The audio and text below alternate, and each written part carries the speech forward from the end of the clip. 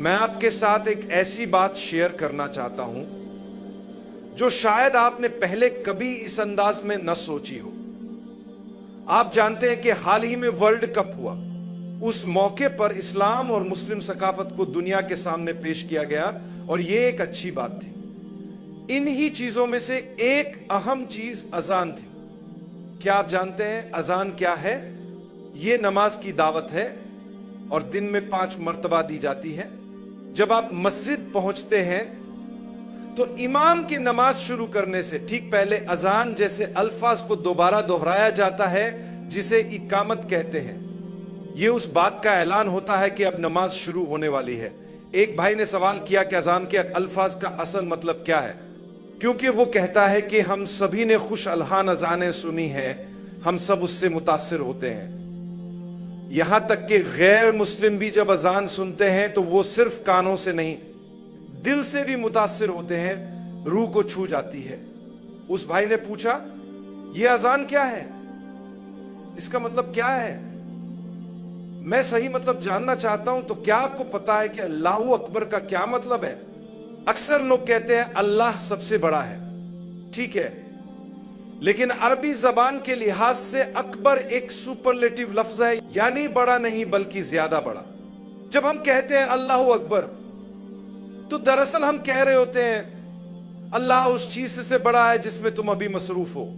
تو آپ اصل میں بلند آواز سے اعلان کر رہے ہیں اللہ بڑا ہے۔ تو اس وقت جب آپ کو نماز کی طرف بلایا جا رہا ہے اور بتایا جا رہا ہے کہ اللہ اس کام سے بڑا ہے جو تم اس وقت کر رہے ہو، اللہ تمہارے ہر مسئلے سے بڑا ہے، اللہ تمہارے کاروبار سے بڑا ہے، اللہ تمہاری مصروفیات، تمہارے خاندان، تمہاری الجھنوں سے بڑا ہے، لہٰذا سب کچھ چھوڑو اور نماز کے لیے آ جاؤ۔ اب باقی الفاظ سنیں، میں انہیں تیزی سے بیان کرتا ہوں بغیر عربی کے، صرف ترجمہ اور وضاحت کے ساتھ۔ اللہ اس چیز سے بڑا ہے جو آپ اس وقت کر رہے ہیں، لہٰذا اسے چھوڑ دیجئے اور نماز کی طرف آئیے۔ پہلا اعلان ہوتا ہے اللہ اکبر، اللہ بڑا ہے، اسی لیے اذان تمہیں آواز دیتی ہے سب چھوڑو اور نماز کے لیے آؤ۔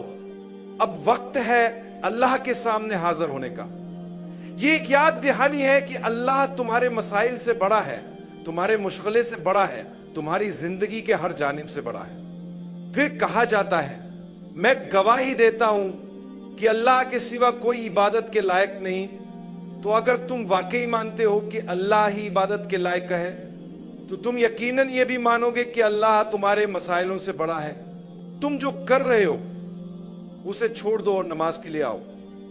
اور اگر تم یقین رکھتے ہو کہ اللہ کے سوا کوئی معبود نہیں تو تم یہ بھی مانو گے کہ نبی صلی اللہ علیہ وسلم اللہ کا پیغام لے کر آئے تھے۔ تو پھر لازمی طور پر تم یہ بھی مانو گے کہ اس وقت جو میں کر رہا ہوں اللہ اس سے بڑا ہے۔ اسے چھوڑیں اور نماز پڑھنے چلے جائیں۔ دیکھیں اس کے بعد ہم کیا کہتے ہیں، نماز کی طرف آؤ، کامیابی کی طرف آؤ، اللہ سب سے بڑا ہے، کامیابی کی طرف آؤ۔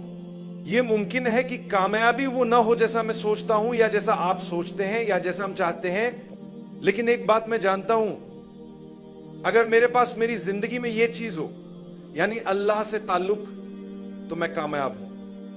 میں آج آپ سے پوچھتا ہوں اصل کامیابی کیا ہے؟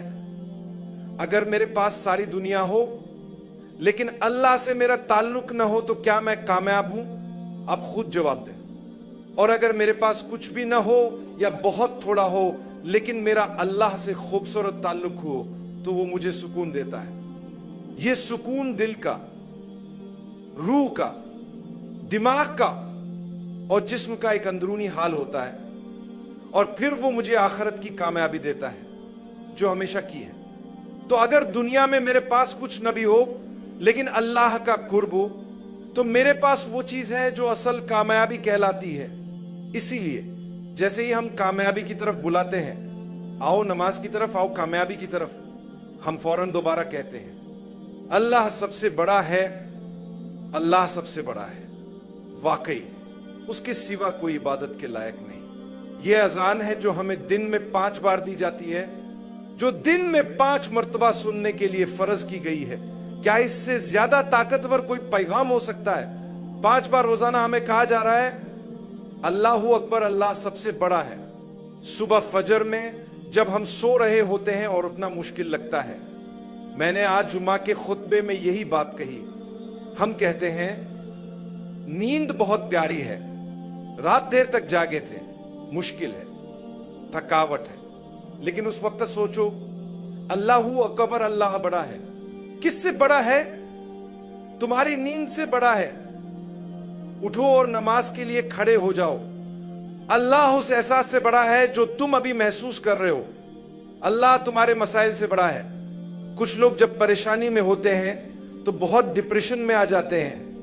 ہم انسان ہیں، کبھی تھوڑا افسردہ ہو جاتے ہیں، کبھی دل بیٹھ سا جاتا ہے، کبھی کسی سے بات کرنے کا دل نہیں کرتا، کھانے کا بھی دل نہیں کرتا۔